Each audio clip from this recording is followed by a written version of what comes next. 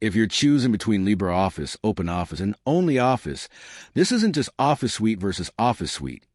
It's features versus simplicity versus Microsoft Office compatibility. So which one actually wins? Let's break it down.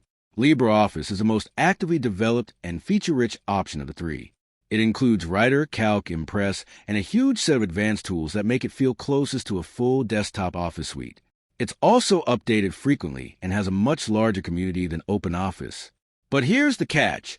The interface can feel outdated, and Microsoft Office formatting compatibility is still not perfect in complex documents. Apache OpenOffice takes a simpler and more lightweight approach. It's stable and easy to run on older systems, but development has slowed dramatically over the years. Many users now see it as outdated compared to LibreOffice.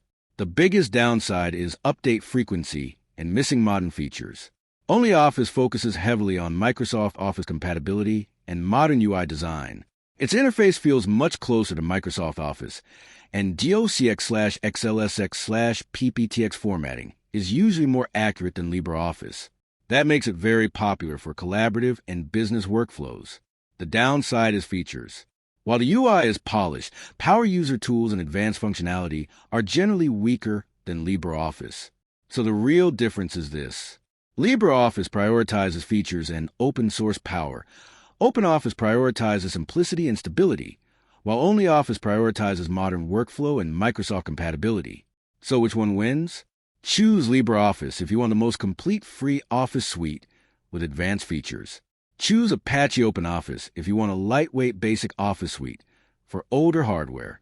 Choose OnlyOffice if you want better Microsoft Office compatibility and a more modern interface. Thanks for watching. Don't forget to like and subscribe for more videos.